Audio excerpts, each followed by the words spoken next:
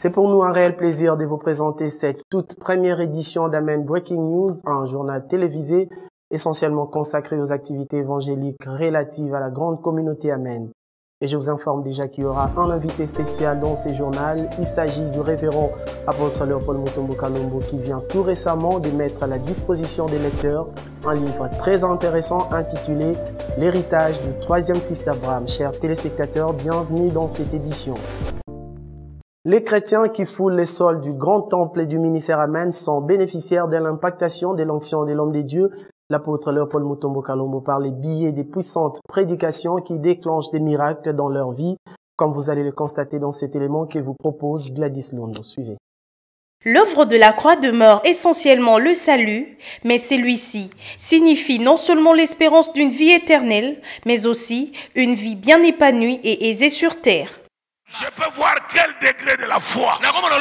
Si elle est morte ou si elle est agissante, si elle est vivante, si elle est puissante, je sais voir.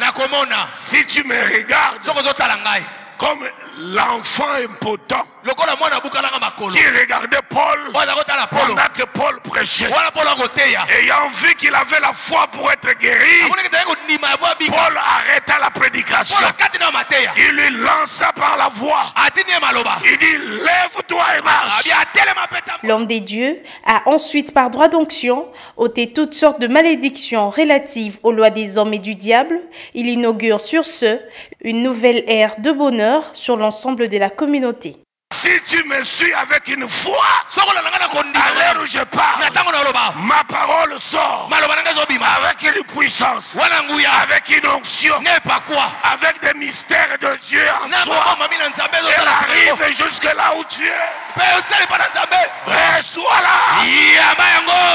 Ainsi s'accomplit la parole du Christ qui dit: celui qui croit en moi fera les œuvres que je fais, et il en fera de plus grandes. Et le vendredi 13 octobre 2017, une date qui restera longtemps gravée dans les annales de la communauté Amen. En ces jours, les fidèles venus au culte ont assisté à la résurrection d'un enfant de moins de 2 ans. Alors que les petits Jadordim rendaient l'âme dans les bras de sa mère, cette dernière a invoqué le Dieu de l'apôtre qui a ramené son fils à la vie. De l'émotion, de la stupeur, des cris, des louanges accompagnés des pleurs. Voilà l'atmosphère qui a régné en ces jours dans les grands temples du ministère Amen. Suivez. Il a à peine 1 an et 3 mois.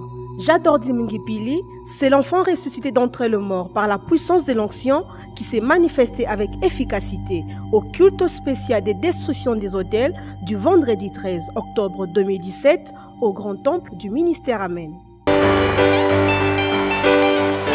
Alléluia. Zabamoy. Zabamoy.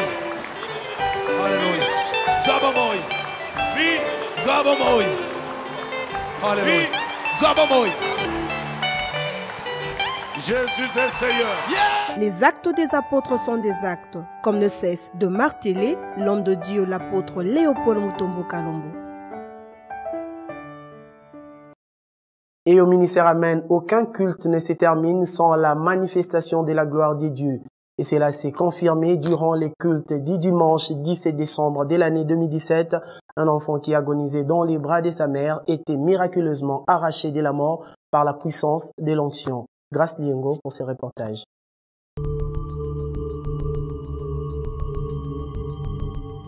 C'est pendant le moment de témoignage à l'église que la mère du petit Alves a constaté un changement brusque car son enfant commençait à manifester le signe inquiétant. Il était malade depuis son anniversaire le 7 octobre. Juste le 8, il faisait un peu de rechute à tout moment, de fièvre. Si on lui donne les médicaments, après le cure, il retombe encore malade. Les matins, il était un peu dans une température normale. On était venu à l'église et il a un peu fait des petits fièvres encore. Je lui ai versé de l'eau.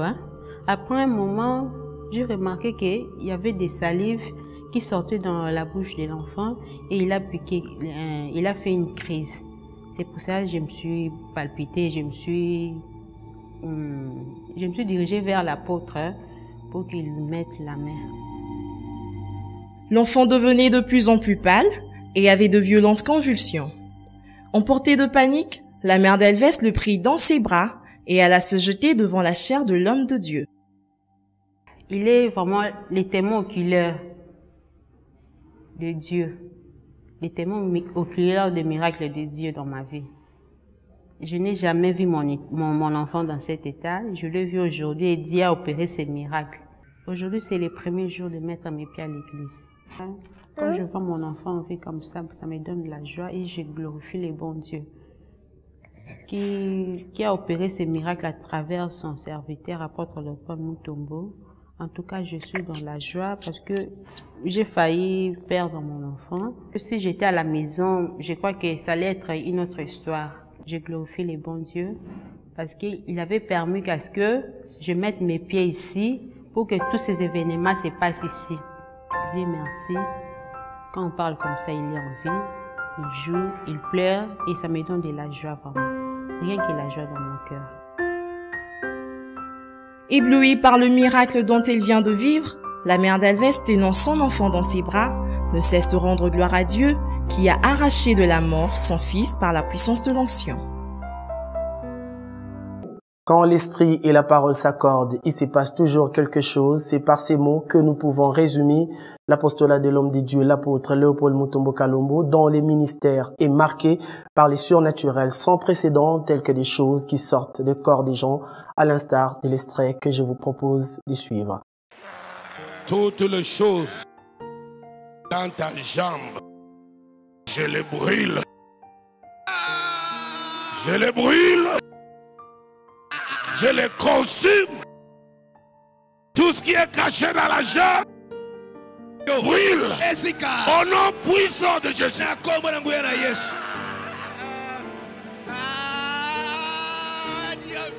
Ma fille, viens.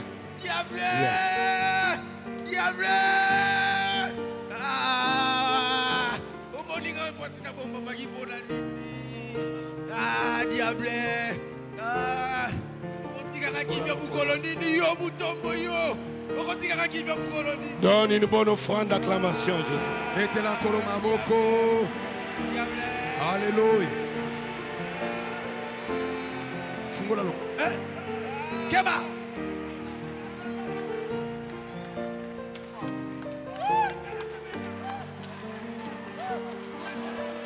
Donne gloire à Adonai.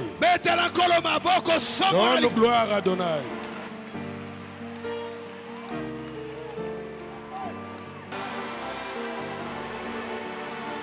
Jésus est Seigneur. Yesu dazankolo.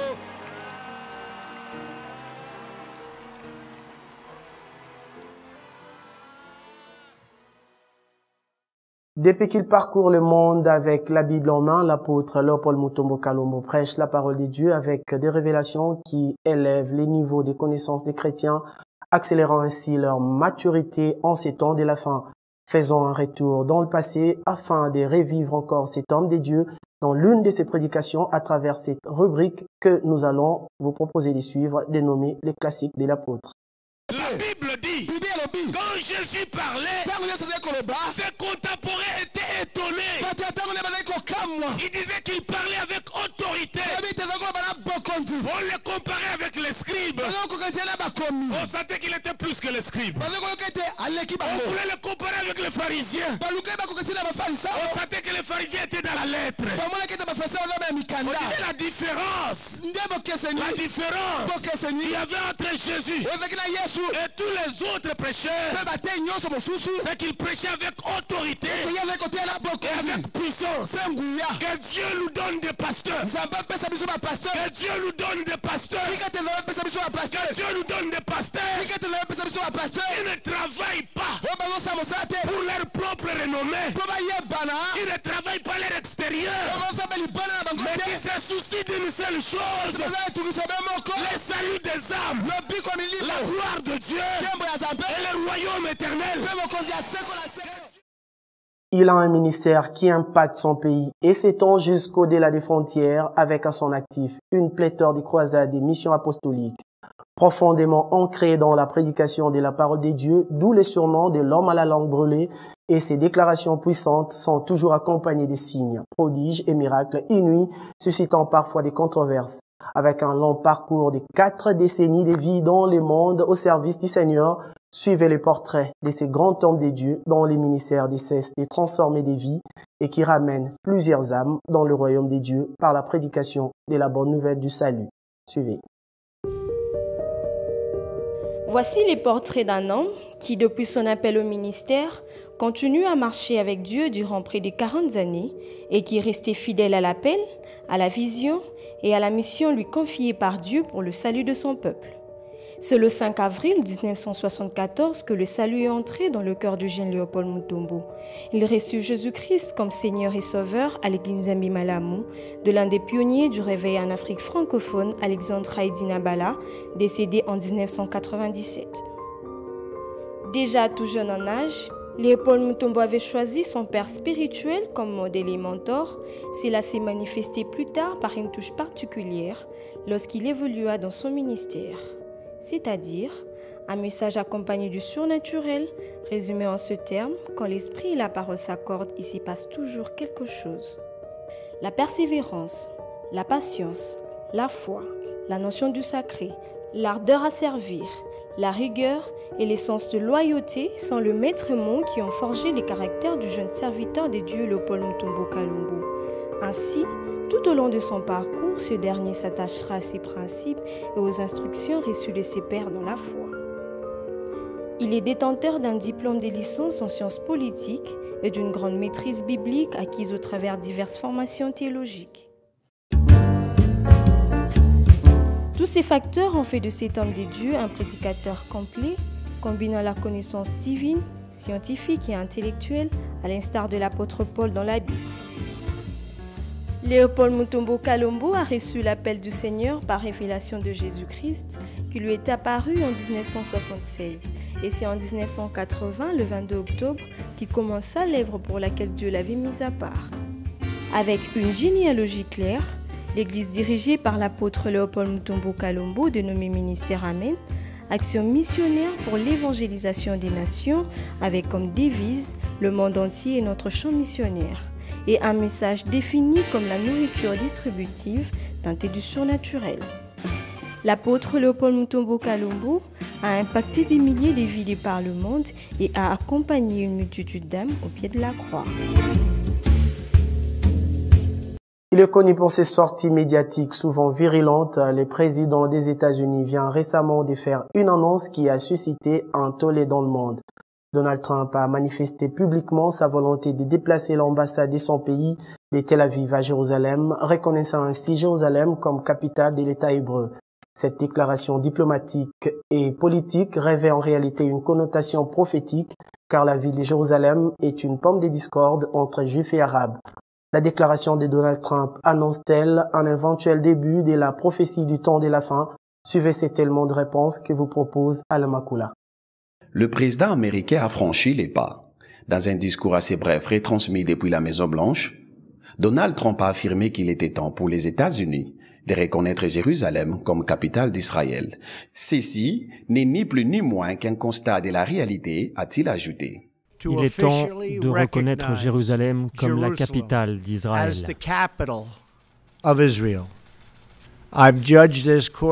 Je considère que ces actions sont un bon choix pour les États-Unis et dans la quête du processus de paix entre Israël et les Palestiniens. Ainsi, Washington va commencer à préparer les déménagements de son ambassade de Tel Aviv à Jérusalem, a expliqué le président américain. J'ai donné instruction au département d'État de commencer les préparatifs pour déplacer l'ambassade américaine de Tel Aviv à Jérusalem. Cette décision ne compromet en aucun cas notre fort engagement pour faciliter et pour faire durer un accord de paix. Nous voulons un accord qui soit un bon accord pour les Israéliens et un bon accord pour les Palestiniens. Une allocution qui a aussitôt déclenché une vague de réactions, à l'instar du président français Emmanuel Macron, qui a immédiatement fait savoir que la décision de Donald Trump était regrettable. Le statut de Jérusalem est une question de sécurité internationale qui concerne toute la communauté internationale. Et je veux l'affirmer clairement devant vous, le statut de Jérusalem devra être déterminé par les Israéliens et les Palestiniens dans le cadre de négociations sous l'égide des Nations Unies.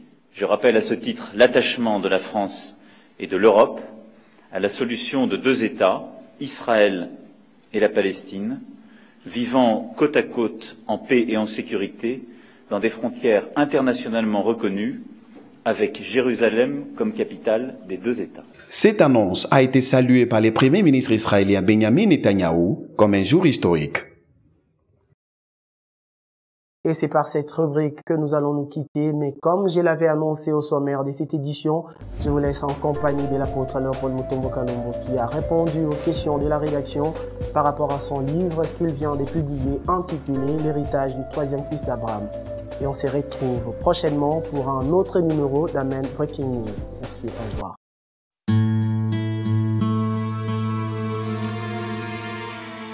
Dans cet ouvrage sur l'héritage du troisième fils d'Abraham, je crois même que c'est le concept troisième fils d'Abraham qui attire beaucoup de curiosité, parce que nous y apportons dans ce livre beaucoup de vérités, beaucoup de révélations qui, à coup sûr, vont révolutionner les chrétiens dans tous les espaces, qu'ils soient chrétiens du monde anglophone, monde latin et autres, parce que nous y apportons, nous leur présentons, nous leur sortons de l'ombre ce troisième fils d'Abraham, peut-être qu'ils ignoraient, le troisième fils d'Abraham qui n'est autre qu'eux-mêmes, les chrétiens. J'ai donné au moins, il y a au moins 12 critères, pour ne pas appeler ça les conditions, que les chrétiens doivent observer le troisième fils pour hériter. Il y a l'essence élevée d'entrepreneuriat,